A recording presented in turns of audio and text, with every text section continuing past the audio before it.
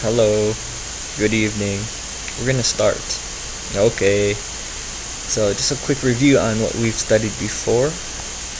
We have Abraham, and he was the father, and he was the main person that God made a covenant with in Genesis 17. So the Abrahamic covenant is the third covenant we are studying, and God says to Abraham, "For your part, you and your descendants after you must keep my covenant throughout the ages. This is the covenant between me and you and your descendants after you, that you must keep. Every male among you shall be circumcised." Okay? And these were the promises to Abraham. That he will be a father to great nations, to have a great name, and he will be a universal blessing to all. And even look at this picture. God speaking to Abraham, "Look up and count the stars if you can. So shall your offspring be."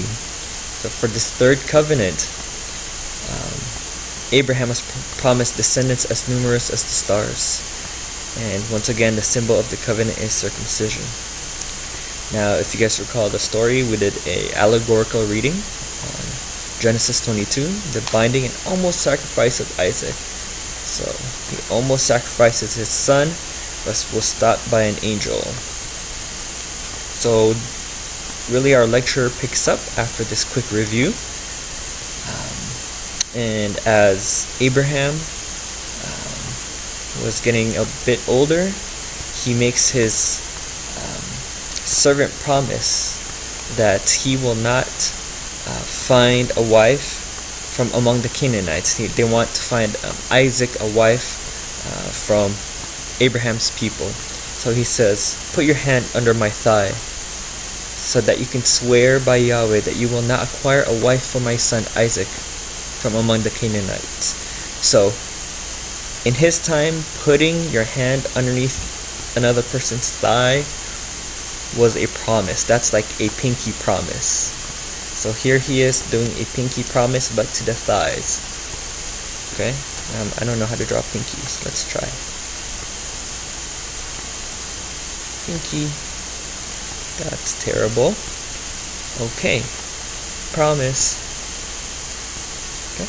So the servant goes off to Abraham's people, and he finds a wife for Isaac. And here he is. This is the first time they're gonna meet. Oh, eye to eye. And then they love each other and they hug. After they hug, Rebecca gets pregnant after many years.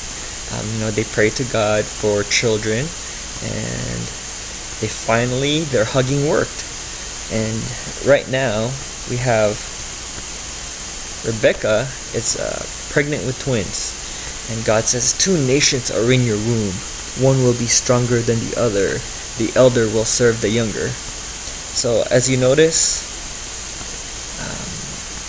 here again is the theme. The younger brother, the younger son, or the youngest son is preferred and has kind of God's blessing, right?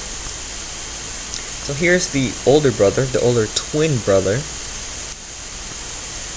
We have Esau, and he's a hunter, a manly man. He's strong, and he is preferred by Isaac.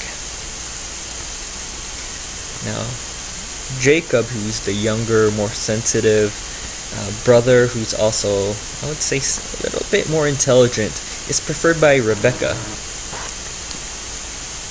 Now, we have Jacob here. We'll put a J next to him for Jacob. And we have Esau here. Now, Jacob, being the more intelligent brother, steals Esau's inheritance and his blessing. So, first, this story is the stealing of Esau's inheritance. Pretty much, Esau was hungry, and Jacob made soup. So, in exchange for soup,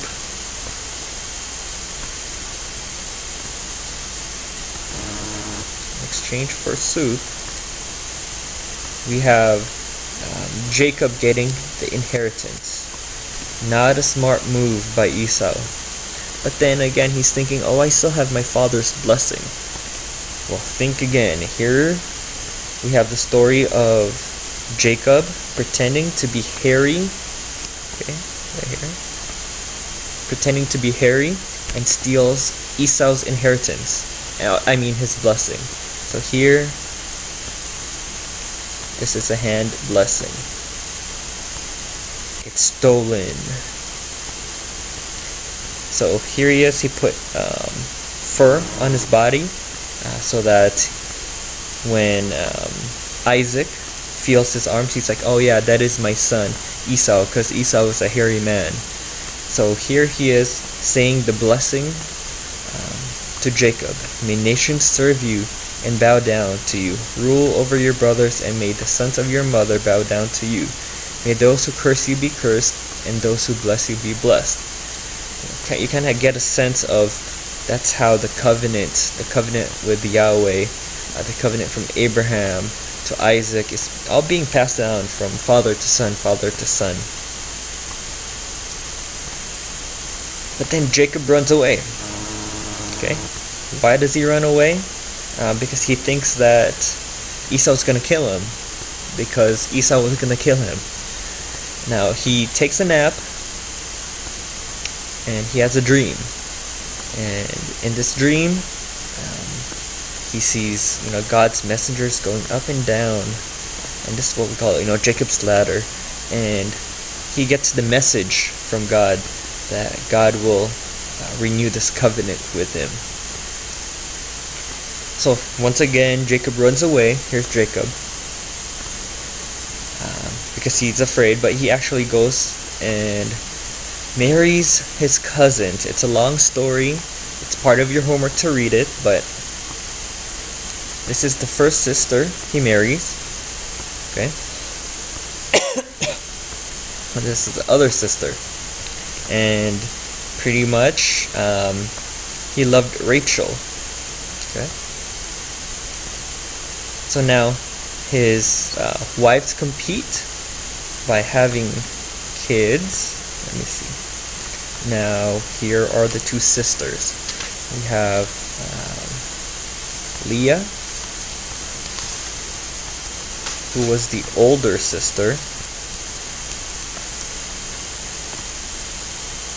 and Jacob didn't really like her. She was like, oh, okay. He accidentally married her.